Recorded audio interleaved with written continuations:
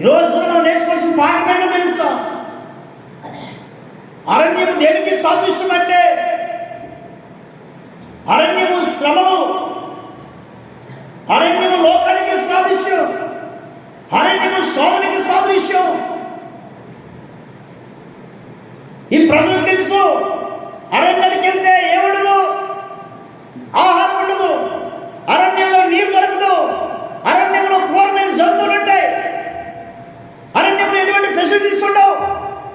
గ్రామానికి దూరంగా, సమాజానికి దూరంగా, ప్రజలకు దూరంగా, ఆయా దూర ప్రాంతాలకు వెళ్ళడం అనేది కష్టతరమైనది. దేవునికి స్తోత్రం, హల్లెలూయా. అయినా ఈ ప్రజలందరూ కూడా తండోపతండులుగా వేల కొలది మంది అరణ్యానికి వెళ్ళారట. అంటే వారు అరణ్యాన్ని చూసి వెళ్ళలేదు, అరణ్యములో ఉన్న యేసుని చూసి వెళ్ళారు. దేవునికి స్తోత్రం, హల్లెలూయా. అరణ్యం చూస్తే భయపడేవారేమో, అరణ్యాన్ని చూస్తే కుమిలిపోయేవారేమో, అరణ్యాన్ని చూస్తే దిగులు పడేవారేమో, అరణ్యాన్ని చూస్తే కంగారు పడేవారేమో. వాళ్ళు అరణ్యాన్ని చూడలేదు, కానీ ప్రజలు ఎవరిని చూస్తున్నారంటే, ప్రజలు ఏం చూస్తున్నారంటే, అరణ్యంలో ఉంటున్న నజరేయుడైన లోకరక్షకుడైన యేసును గుర్తెరిగి ఆయన వెంబడిస్తున్నారు. దేవునికి స్తోత్రం. ఈ లోకమనే అరణ్యంలో, ఈ శ్రమ లోకమనే అరణ్యంలో ఉంటున్నప్పుడు దేవుని సంఘం, దేవుని బిడ్డలారా, ఈ అరణ్య యాత్రలో నీ జీవితము అంతంగా ఉండాలంటే, ఈ అరణ్య ప్రయాణంలో, ఈ లోక ప్రయాణంలో, ఈ లోక జీవిత ప్రయాణంలో నీ జీవితము ఆనందంగా ఉండాలంటే, నీవు కూడా అరణ్యాన్ని చూసి నడవకూడదు, లోకాన్ని చూసి నడవకూడదు, లోక శ్రమ బట్టి కృంగిపోయి నడవకూడదు. కానీ అరణ్య మధ్యలో, అరణ్యంలో కూడా, లోకంలో కూడా ప్రజలందరి వరకు రక్తం కాచి, ప్రాణం పెట్టి, మరణించి, తిరిగి లేచి, సజీవుడై రాబోతున్న యేసుని చూసి నీవు నిలబడాలి, నడవాలి. దేవునికి స్తోత్రం. అరణ్యం భయంకరమైనది, వాళ్ళకి తెలుసు. అరణ్యంకి వెళ్తే ఏం దొరకదని తెలుసు, అరణ్యంలో ఎప్పుడు శ్రమలని తెలుసు, అరణ్యంలో ఎప్పుడు శోధనని తెలుసు, అరణ్యంలో ఎటువంటి అసౌకర్యాలు తెలుసులో వారు వెళ్ళారు. కారణం ఏంటంటే యేసుని చూస్తూ వెళ్ళారు. యేసు దగ్గరికి వెళ్ళినప్పుడు వారికి ఏమి కనిపించదంటే అరణ్యము కనిపించదు. దేవునికి స్తోత్రం, హల్లెలూయా. యేసులో ఉన్న వారికి, యేసులో బ్రతుకుతున్న వారికి, యేసు మాట చొప్పున జీవిస్తున్న వారికి, ఆయన వాక్య ప్రకారంగా, ఆయన మాట ప్రకారంగా ఆయనపై జీవితాన్ని అప్పచెప్పుకొని ఆయన మీద భారం వేసి బ్రతుకుతున్న వారికి ఈ లోకమనే అరణ్యము ఏమి చేయలేదు. దేవునికి స్తోత్రం. ఆ లోకానికి జడరాళ్ళు, అరణ్యానికి భయపడరాళ్ళు. వాళ్ళు ఎప్పుడు కూడా అరణ్యాన్ని చూడరు, లోకాన్ని చూసి బ్రతకరాళ్ళు, యేసుని చూసి బ్రతుకుతారు. ఈ రోజున ప్రియ దేవుని సంఘం, మా దేవుళ్ళ, నీవు కూడా ఈ లోకమైన అరణ్యంలో, నీ బ్రతుకు కూడా అరణ్య మార్గంలో ఉందేమో, నీ జీవితం కూడా అరణ్యాన్ని శ్రమలు శోధన చేత బాధపడుతున్నావేమో, అరణ్యమైనటువంటి ఇబ్బందులు కలిగి ఉన్నావేమో, అరణ్యమైనటువంటి శోధనకు గురవుతున్నావేమో, నువ్వు ఎవరెవరిని చూసినా నీకు నెమ్మది కలగలేదేమో. ఈరోజు ఈ అరణ్యం యాత్రలో ఒకసారి యేసు వైపు చూడు, ఒకసారి ఆయన వైపు తిరిగి చూడు, ఆయనతో నడిచి చూడు, ఆయన హృదయం ఇచ్చి చూడు, నీ హృదయంలో ఆయనకు ఒకసారి స్థానం ఇచ్చి చూడు. నీ హృదయంలో ఇంతవరకు ఎవరికో స్థానం ఇచ్చావు, నీ బ్రతుకులో ఇంతవరకు దేనికో ప్రాధాన్యత ఇచ్చావు, నీ బ్రతుకులో ఇంతవరకు దేని దగ్గర చేసుకున్నావు. ఒకసారి యేసయ్య దగ్గర చేసి చూసుకో, ఒకసారి యేసయ్యకి చోటించి చూసుకో, ఒకసారి యేసయ్యకి హృదయం చూడు. ఆయన నీ అరణ్య జీవితాన్ని సాగుగా మార్చగలడు. దేవునికి స్తోత్రాలు, హల్లెలూయా. నీ అరణ్య జీవితాన్ని పూదడిగా మారుస్తాడు ఆయన. ఈ లోకంలో ఎక్కడ చూసినా దేవుని సంఘం, మా దేవుని బిడ్డగా, పాపము, లోకము, శాపము ఏలుబడి చేస్తుంది. ఇటువంటి భయంకరమైన పరిస్థితుల మధ్య జీవిస్తున్న నీ జీవితము ఆనందంగా మారాలంటే, ఆనందంగా సాగాలంటే నువ్వు చూడవలసింది ఎవరండి? యేసుని చూడు. ఎందుకు యేసుని చూడాలంటే, యేసులో ఏముందంటే, యేసులో మార్గం ఉంది, యేసులో సత్యం ఉంది, యేసులో జీవం ఉంది. ఆయన నీ జీవితానికి మార్గం వేస్తాడు, ఆయన నీ బ్రతుకు మార్గం వేస్తాడు. నీ కుటుంబానికి మార్గం చూపుతాడు. నీ బిడ్డల జీవితానికి మార్గం చూపుతాడు. నీ కుటుంబానికి మార్గమై ఉంటాడు ఆయన. అంత మాత్రమే కాదు, ఆయన సత్యమై ఉన్నాడు. నిన్ను సత్య మార్గంలో నడిపిస్తాడు. నిన్ను సత్యవంతులుగా నిలబడతాడు. సత్యమైన బ్రతుకు బ్రతకడానికి నీకు శక్తినిస్తాడు ఆయన. అంత మాత్రమే కాదు, ఆయన మరణించిన తర్వాత కూడా నీకు నిత్య జీవనిచ్చే దేవుడై ఉన్నాడు. Hallelujah, hallelujah. Lord gives the eternal life. ఆయన శాశ్వతమైన జీవితాన్ని ఇవ్వడానికి ఆయన సమర్థుడు. అందుకే ఆయన అంటాడు, నేనే మార్గము సత్యము జీవమై ఉన్నాను. అందుకే నువ్వు యేసుని చూడాలి. నీ మార్గం స్థిరలేదేమో, నీ మార్గం ఒకరి దగ్గరగా ఉందేమో, నీ మార్గం నడవడానికి అంత యోగ్యతరంగా లేదేమో. యేసు అప్పచెప్పుకో, యేసు వైపు చూడు. ఆయన నిన్ను సరైన మార్గంలో నడిపిస్తాడు. ఆయన నిన్ను సత్యంలో నడిపిస్తాడు. ఆయన నిన్ను నిత్య జీవానికి నడిపిస్తాడు. స్తోత్రం. ఈ ప్రజలట అరణ్య ప్రాంతంకైనా ఎగబడిపోయి అనేక వెళ్ళిపోయారు. కారణం ఏంటంటే వారు అరణ్యాన్ని చూడలేదు, కానీ ఏం చూశారండి? యేసుని చూశారు. దేవునికి స్తోత్రం. హల్లెలూయా. ఈ లోక పైనంలో ఉంటున్న ఏ వ్యక్తి అయినా, చదువుకునే యవనస్తులు కావచ్చు, వారి గమ్యం ఎప్పుడు కూడా, వారికి ఫోకస్ ఎప్పుడు కూడా ఏదైతే సాధించాలో దాని మీద మైండ్ పెట్టి, దాని మీద ఆలోచన పెట్టి ముందుకెళ్తే తప్పనిసరిగా ఒకరోజు కాకపోయినా ఒకరోజైనా దాన్ని సాధిస్తారండి. దేవునికి స్తోత్రం.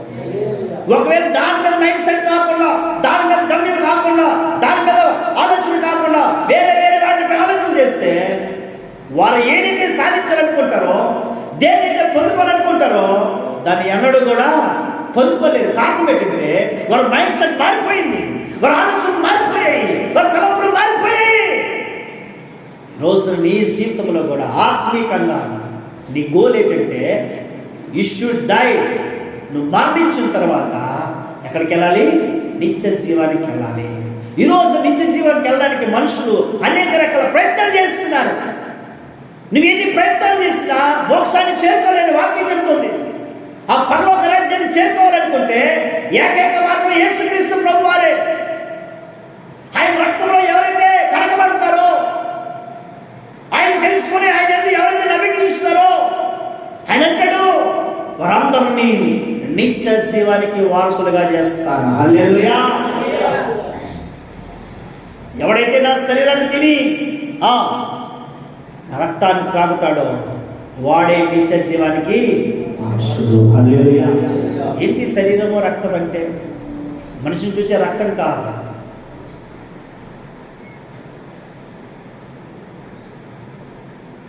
ఆయన మాట, ఆయన పాటలో, ఆయన సాదృశ్యంగా చూపించినటువంటి ప్రభు వాళ్ళలో ఎవరైతే పాల్గొంటారో వారు నిత్య జీవానికి వారసులు. కాబట్టి ప్రజలు అరణ్యాన్ని చూడలేదు. ఎవరిని చూశారండి? యేసుని చూశారు. ఈ అరణ్య లోకంలో నువ్వు ఆనందంగా జీవించాలంటే నువ్వు ఎవరిని చూడాలి? ఒకటి యేసుని చూడాలి. ఈ అరణ్యంలో నువ్వు ఆనందంగా ఉండాలంటే, ఈ పాప లోక శాప లోకంలో, ఈ అరణ్యమనే లోకంలో నువ్వు ఆనందంగా ఉండాలంటే ఆనందానికి కారణమైనటువంటి యేసుని చూడాలి. దేవునికి స్తోత్రం. రెండోది ఏంటంటే, ఈ ప్రజలు అరణ్యానికి వెళ్ళేటప్పుడు ఏమంటే మనం ఏదైనా దూర ప్రాంతానికి వెళ్ళినప్పుడు ఏం చేస్తామంటే ఆ ప్రాంతానికి కావాల్సిన ఖర్చులన్నీ పట్టుకుని వెళ్తాం, సామాన్లన్నీ పట్టుకుని వెళ్తాం.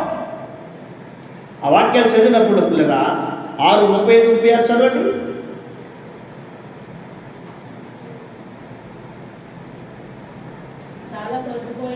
చాలా పొందిపోయిన తర్వాత ఆయన శిష్యుల యొద్దకు వచ్చి, ఇది అరణ్య ప్రదేశము, ఇప్పుడు చాలా పొందిపోయింది, చుట్టుపట్ల ప్రదేశములకు గ్రామములకును వారు వెళ్ళి భోజనకేమైనను కొనుక్కొనుటకు వారిని పంపివేయమని.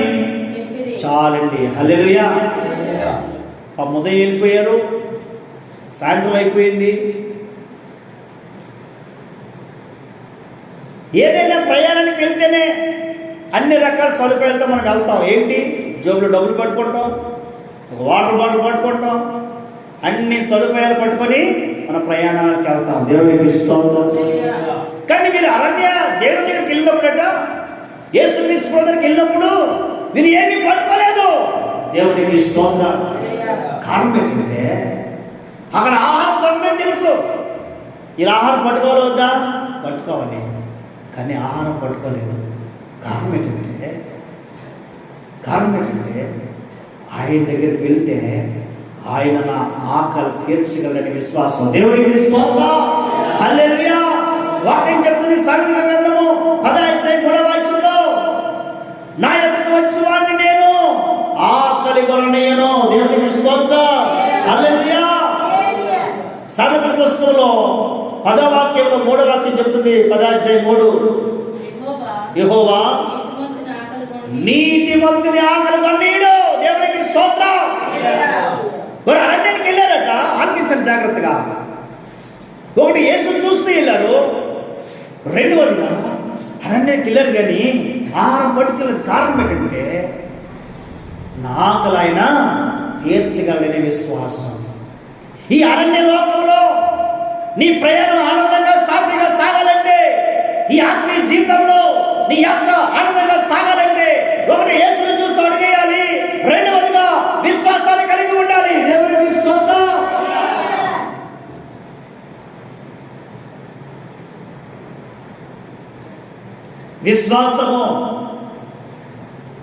విశ్వాసం అంటే అర్థం ఏంటి అంటే లేని దానిని ఉన్నట్లు నమ్మడం. దేవునికి స్తోత్రం. జరగలేని దాన్ని జరుగుతుంది అని నమ్మడాన్ని విశ్వాసం అంట. మీరు ఎలా వెళ్ళిపోయారంటే ఆకలితో వెళ్ళిపోయారు.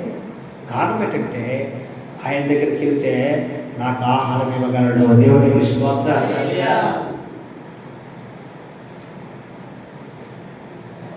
ఆయన దగ్గరికి వచ్చిన వారు ఆయన ఉన్నాడనియో, ఆయన దగ్గరికి వచ్చిన వారిని ఆయన రక్షింపగలవాడని నమ్మవలన కదా అని వాక్యం ఉంది.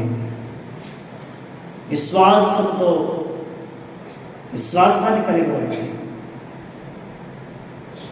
ఏమి లేకుండా వెళ్ళిపోయారు ప్రయాణానికి, ఏమి లేకుండా వెళ్ళిపోయారు అరణ్యానికి.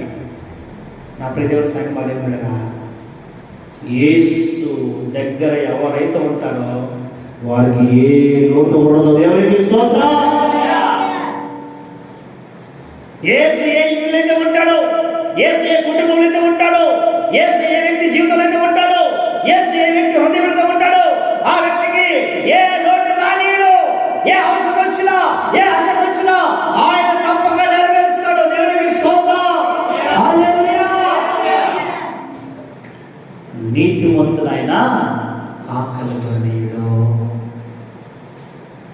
ఈ రోజున నీలో విశ్వాసం సన్నగిలిపోతుందేమో, ఈ రోజులో నీలో ఉన్న విశ్వాసం కనబడకపోతుందేమో. ఈ అరణ్య యాత్రలో నీ జీవితం అందుకే ఆనందంగా లేదు. ఈ లోకమైన అరణ్య యాత్రలో అందుకే నీ జీవితం సాఫీగా సాగట్లేదు. కారణం ఏంటంటే నువ్వు యేసుని చూడట్లేదు, ఎవరెవరో చూస్తున్నావు. కారణం ఏంటంటే నీలో విశ్వాసం సన్నగిలిపోతుంది. వారు విశ్వాసంతో వెళ్ళారు. నా దేవుడు నాకు ఇస్తాడు. అనేకులు చుట్టుపక్కల గ్రామాల నుంచి తరలి వెళ్ళిపోయారు ఆయన దగ్గరికి. హల్లెలూయా.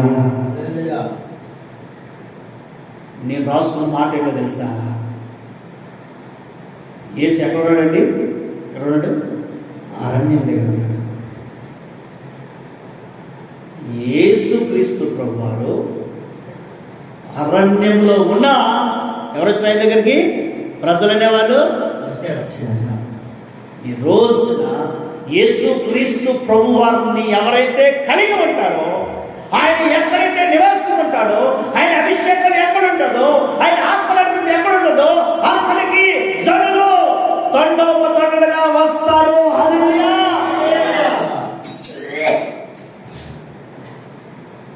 ఆ జనులు గ్రహించారు, ఆ జనులు గుర్తెరిగారట. అక్కడ రాయబడిన మాట ఏంటి? జనులు ఆయన్ను గుర్తె గుర్తెరిగి ఆలకించాలి. ప్రజలు ఊరికే వెళ్ళిపోలే అక్కడికి.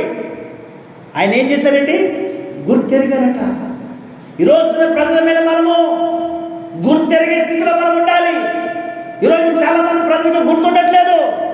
ఏది సత్యమో ఏది అసత్యమో, ఏది నిజమో ఏది అబద్ధమో, ఏది అబద్ధమోదో ఏది సత్యమోదో, ఏది స్థిరమైన సంఘమో ఏది కళంకలేని సంఘమో, ఏది మహిమగల సంఘమో, ఏది శ్రమ సహిస్తున్న సంఘమో, ఎవరు ఎటువంటి వారు, ఎటువంటి ఆలోచన లేని ప్రజలు లోపల ఉండాలనుకున్నారా? దేవునికి స్తోత్రం.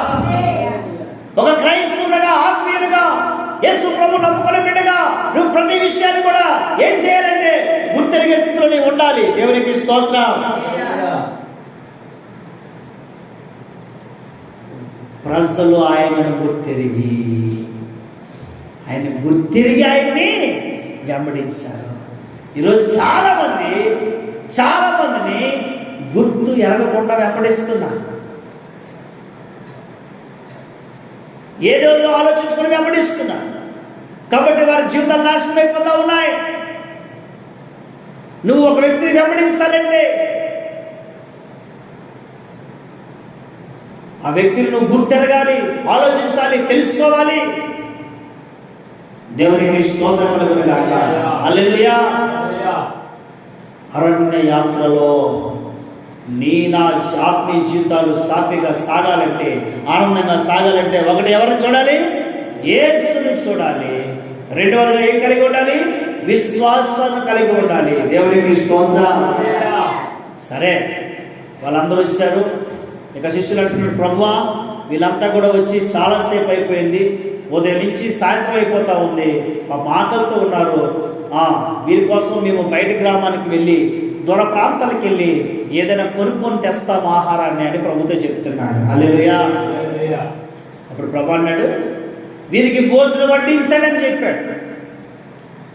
వీరికి భోజనము వడ్డించాడు. అదేంటి? అరణ్యంలో భోజనమే దొరకదు. అయితే ప్రభువారు ఏంటి వడ్డించమని చెప్తామన్నారు. వాళ్ళు అన్నారు, ఇగో ఉన్నాయా మా దగ్గర ఒక ధ్యానారం ఉంది, డబ్బులు ఉన్నాయి, ఇవి పట్టుకొని వెళ్ళి మేము ఆహారం కొనుక్కొని వస్తాము. దేవునికి స్తోత్రం. అంటే ఆహారం కొరకు ఈ శిష్యులు దేని మీద ఆధారపడ్డారంటే ధనం మీద ఆధారపడ్డారు. ప్రభు అంటాడు, మీ దగ్గర ఏముంది ఆహారం అంటే, ఇదిగో ప్రభువా ఎన్ని రొట్లు? 2 రొట్లు 5 చేపలు. ఎన్ని రొట్లు అండి?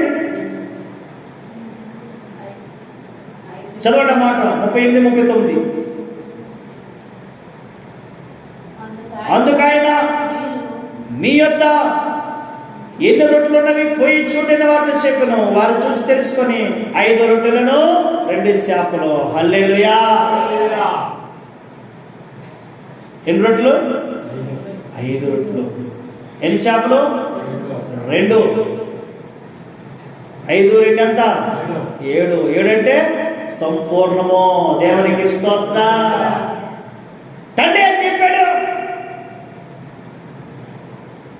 తండ్రి అని చెప్పి వాటిని చేతిలో పెట్టుకొని, తండ్రి వీటిని ఆశీర్వదించిన ఆయన అని ప్రార్థన చేసినప్పుడు ఆయన చేతులకు ఎప్పుడైతే 2 చేపలు 5 రొట్టెలు వెళ్ళాయో, ఇవి 5,000 మంది పురుషులు తినగా సుమారు 20,000 మంది ఆకలి తీర్చింది. దేవునికి స్తోత్రం.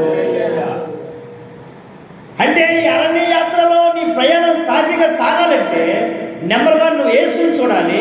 నెంబర్ 2 విశ్వాసం కలిగి ఉండాలి. మూడవదిగా నువ్వు ధనం మీద ఆధారపడకూడదు. ధనాన్ని ఇచ్చే ధనం కంటే ఎక్కువైనా దేవుడి పైన ఆధారపడాలి. దేవునికి స్తోత్రం. ఈ శిష్యులు ధనాన్ని చదువుకుంటారు, డబ్బులుంటే సరిపోతే లేదో, ఈ డబ్బులు ఎంతమంది భోజనం పెట్టచ్చో లేదో అని వీళ్ళు తొందరపడతా ఉంటే ప్రభు అన్నాడు, మీ దగ్గర ఏమన్నా పట్టుకొని రండి చెప్పాడు. భోజనం వడ్డించమని చెప్తున్నాడు ఆయన. నా ప్రియదేవుని సంఘమా, దేవుళ్ళరా, ఈరోజు చాలామంది ఏం చేస్తున్నారంటే ధనం మీద ఆధారపడి బతుకుతున్నారు.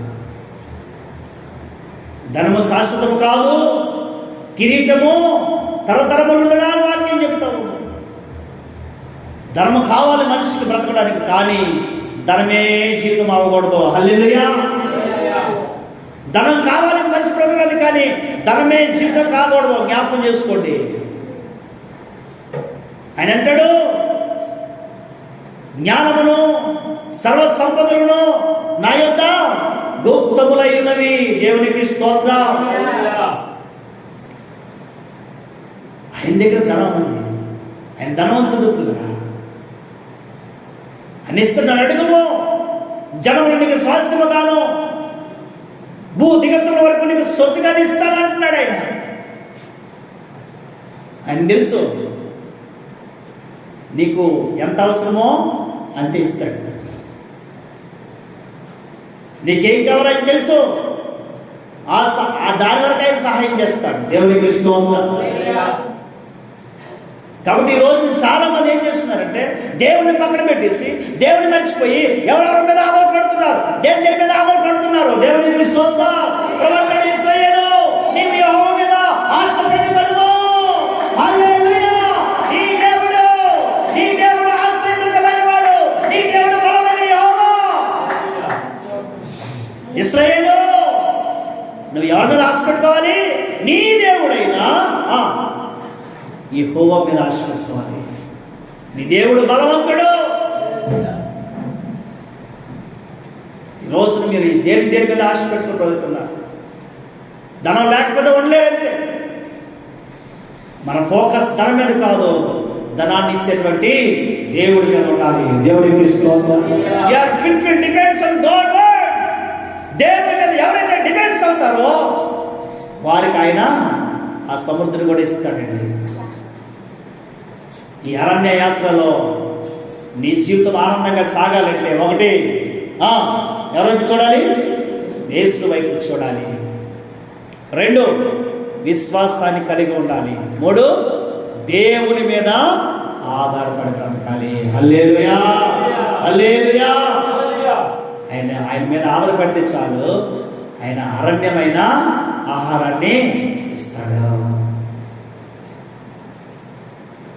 ఇప్పుడు అరణ్యంలోకి ఏమొచ్చింది? ఆహారము వచ్చింది. అంటే లోకం అనే అరణ్యంలో జీవిస్తున్న నీకు ఆత్మీయ ఆహారాన్ని ఇచ్చి, నీకు బలాన్ని ఇచ్చి, నీకు శక్తినిచ్చి, మరలా అక్కడ నుంచి నీ స్వాస్థ్యానికి చేరుకునే బలాన్ని ప్రవహిస్తాడు. దేవునికి స్తోత్రం.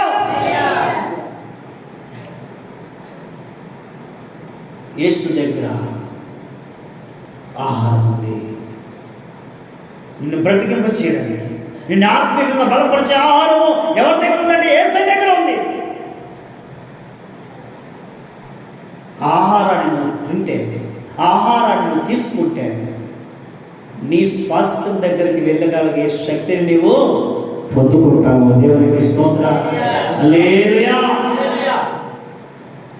కాబట్టి నా ప్రియ దేవుని సంగమా, దేవుని బిడ్డలారా, ఈ అరణ్య యాత్రలో, ఈ లోకం అనే అరణ్య యాత్రలో నీ జీవితం ఆనందంగా సాగాలంటే నువ్వు తప్పనిసరిగా ఆయనే చూడాలి. You're focusing on Jesus. ఇంకెవరిని చూడకూడదు, ఇంకా దేన్ని చూడకూడదు. ఆయన చూస్తూ నడవాలి.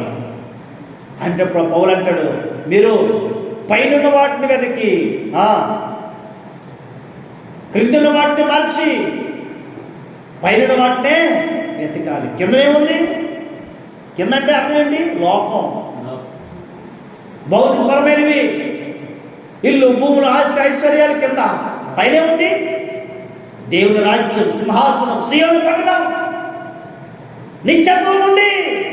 నీ చూపులు ఎప్పుడు కూడా నిత్యత్వం వైపే ఉండాలి. స్తోత్రం. ఈ అరణ్య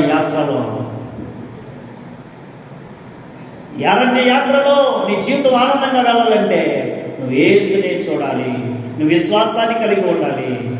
నువ్వు దేవుని మీద, శిష్యులు డబ్బు చూపిస్తున్నారు. దేవుడు, ఇగో ప్రభా డబ్బులు ఉన్నాయి, తెచ్చేస్తా వెళ్ళి ఫాస్ట్గా అంటున్నాడు. ఆగండి, నేనుంటుండగా డబ్బుతో ఏం పని? హల్లెలూయా. నేనుంటుండగా డబ్బుతో ఏం పని ప్రభావితాడు? ఆ డబ్బుతో వెళ్ళినా సరే అంత ఆహారము రాదండి. 20,000 మందికి ఆహారం ఎక్కడ దొరుకుతుంది? అంత అర్జెంటుగా దొరుకుతుందండి? దొరకదు. ఒకేసారి సడన్గా 100 మందికి మా ఇంటికి వచ్చారండి. సడన్గా తెలియకుండా సడన్గా ఆకలి అంటే ఎక్కడికి చేస్తావు జేమ్స్? సడన్గా ఎక్కడ దొరుకుతుంది నీకు ఆర్డర్ అవ్వకుండా? హోటల్కి వెళ్తే ముందు కూడా చెప్పాలి కదండి అంటాడు ఆయన. దేవునికి స్తోత్రం, హల్లెలూయా. అప్పుడు దేవుడి సంగమా దేవుడులేరా. కానీ ప్రభువారు ఆ డబ్బులతో అవలేని పని, ధనం మీద ఆధారపడిన చేయలేని పని నా దేవుడు వారి ఆకలి తీర్చాడు. దేవునికి స్తోత్రం, హల్లెలూయా. కాబట్టి నువ్వు దేవుడి మీద ఆధారపడితే ధనంతో చేయలేని పని ప్రభు తన మాటతో చేస్తాడు. ఈ ఆహారము భూమి మీద ఉన్నప్పుడు ఎన్ని చేపలండి? ఎన్ని చేపలు? 2 చేపలు. ఈ ఆహారం భూమి మీద ఉన్నప్పుడు ఎన్ని రొట్టెలండి? 5. ఆయన చేతిలోకి వెళ్ళింది ఆహారం. ఆయన చేతిలోకి వెళ్ళినప్పుడట ఎలా మారింది? 5,000 మందికి ఆహారంగా మారిపోయింది. దేవునికి స్తోత్రం. నీ ఆలోచనలు, నీ తలంపులు ఎప్పుడు లోకానుసారంగా ఉండేటప్పుడు 5-2. నీ ఆలోచనలు, నీ తలంపులు ఎప్పుడు ఈ భూమి మీద, ఈ లోకం మీద ఉండేటప్పుడు నీ ఆశీర్వాదం అలాగే ఉంటుంది. నువ్వు ఆశీర్వదించబడలేవు, నువ్వు దీవించబడలేవు. నువ్వు దీవించబడాలంటే, నువ్వు ఆశీర్వదించబడాలంటే నువ్వు భూమి మీద నుంచి పైకి లేచి ఆయన చేతిలోకి రావాలి. అందుకే యెషయా గ్రంథంలో ఉంటుంది మాట, లేమో త్యాజవిల్లుము, యెహోవా వెలుగు నీ మీద ప్రకాశించుచున్నది. దేవునికి స్తోత్రం. ఆయన చేతిలోకి వస్తే నేను ఆశీర్వాదం చూడగలను. దేవునికి స్తోత్రం. ఈ భూ సంబంధమైనటువంటి, భౌతిక సంబంధమైనటువంటి ఆశలు కలిగి ఉన్నంతసేపు కూడా యు కెనాట్ డెవలప్మెంట్, నువ్వు అభివృద్ధి పొందలేవు, నువ్వు ఆశీర్వాదం పొందలేవు. ఆయన చేతులకు నువ్వు రావాలి. కాబట్టి దేవుడి మీద ఆధారపడడం నేర్చుకోవాలి. దేవుడి సంగమా దేవుడు, హల్లెలూయా. ఈ అరణ్య యాత్రలో, ఈ భారమైన ఈ లోక యాత్రలో నీ బ్రతుకులు, నా బ్రతుకులు ఆనందంగా సాగాలంటే ఒకటి చెప్పండి, ఎవరిని చూడాలి? యేసుని చూడాలి. 2 ఏం కలిగి ఉండాలి? విశ్వాసాన్ని కలిగి ఉండాలి. 3 దేవుని మీద. 4వదిగా చూసుకున్నప్పుడు ఒకసారి 38 నుంచి 39, 40 చదవండి.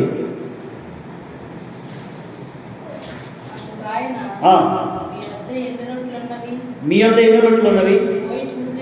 పోయి చూడండి వారితో చెప్పాను. వారు చూచి తెలుసుకొని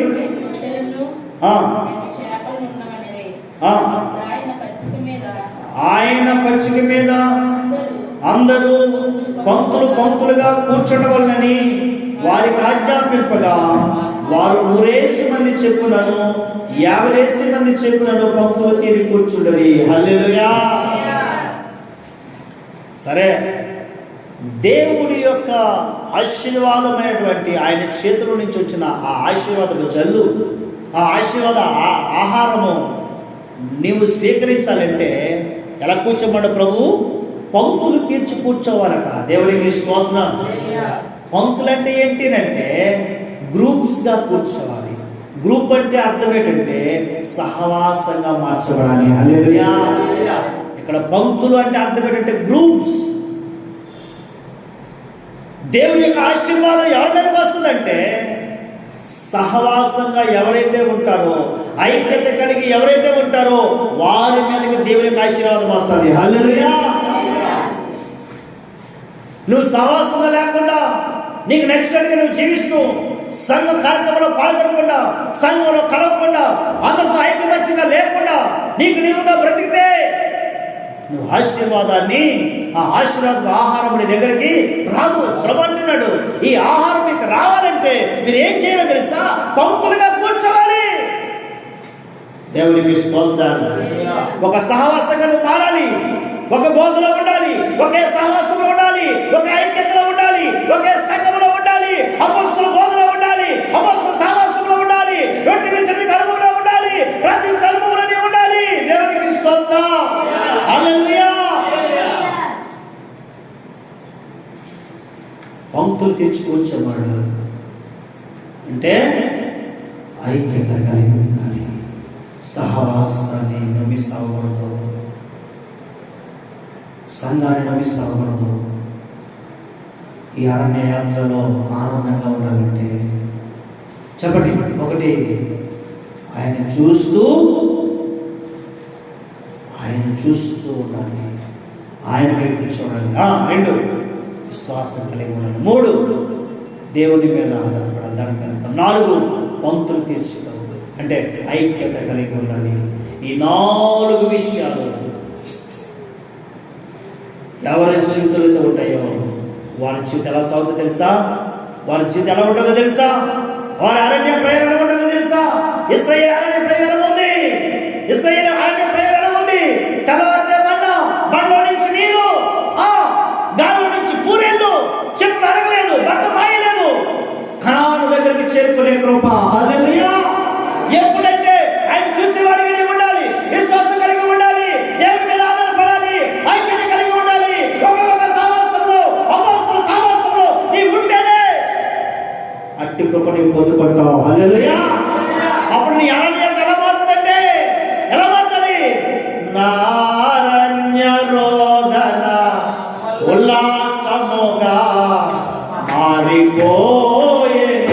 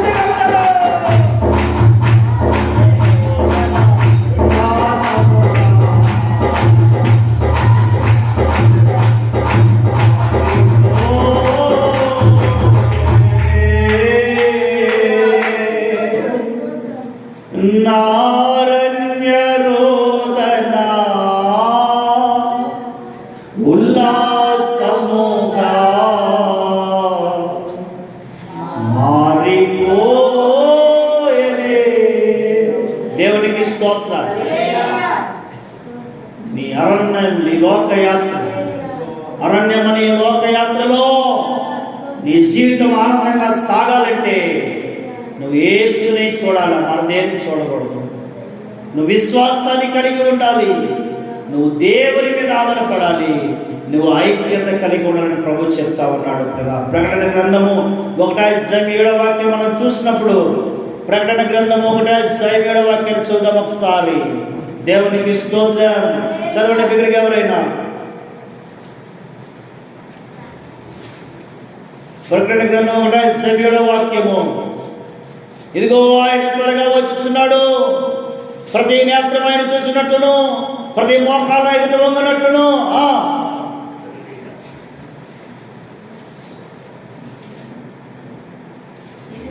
ఇదిగో ఆయన మేఘారుడై వచ్చుచున్నాడు, ప్రతి నేత్రము ఆయన చూసినట్లును, ఆయనను పొడిచిన వారును చూచెదరు.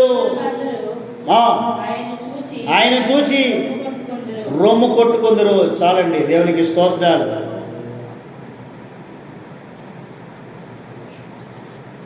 నా ప్రియదేవుని సంగమా దేవుడురా, ఆయన త్వరగా వస్తున్నాడు. ఎవరైనా ఎవరైతే అరణ్యములో నీ కొరకు నిలబడి నీ దాహార్తను తీర్చి, నీ ఆకలిని తీర్చి, నీ పాప రోత లోక జీవితాన్ని, శాప జీవితం వరకు ఆయన జీవితాన్ని త్యాగం చేసుకొని ప్రపంచ మానవాళి పాపం వరకు కలువరిలో తన రక్తాన్ని కాల్చిన దేవుడు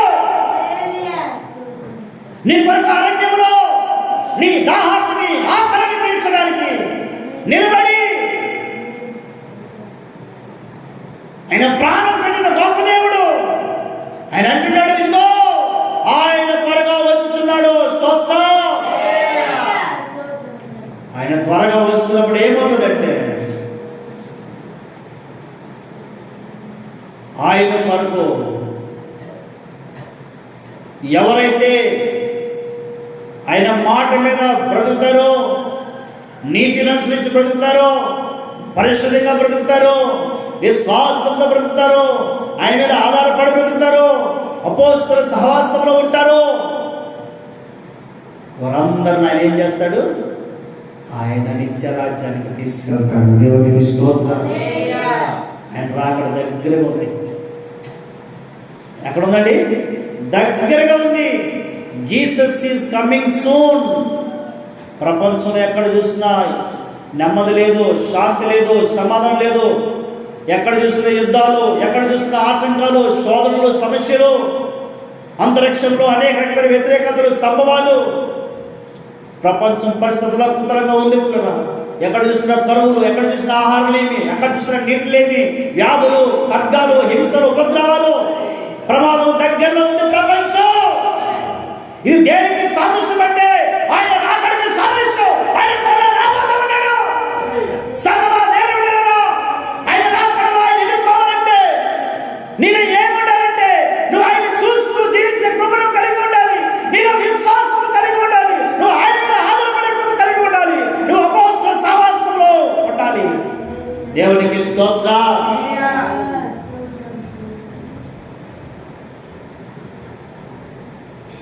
నీవున్నావా? ఆయన రాకడకు సిద్ధపడి ఉన్నావా? ఆయన రాకడ వరకు ఎదురు చూస్తున్నావా? ఆయన రాకడలో నిలబడే ధైర్యం నీకుందా? ఆయన రాకడలో ఎదుర్కొనే ధైర్యం నీకుందా? ఈ మధ్యాహ్న కలసంలో ప్రశ్నించుకొని, జ్ఞాపకం చేసుకొని, ఒకవేళ ఆయన చూడట్లేదేమో, దేని చూసి బ్రతుకుతున్నామేమో, క్షమించమని అడుగు. ఒకవేళ ఆయన మీద విశ్వాసం కాకుండా దేని మీద విశ్వాసం పెట్టుకున్నామేమో, ఎవరెవరు నమ్ముతున్నామేమో, క్షమాపణ అడుగు. ఒకవేళ ధనం మీద ఆధారపడి దేవునికి దూరం అయిపోతున్నామేమో, క్షమాపణ అడుగు.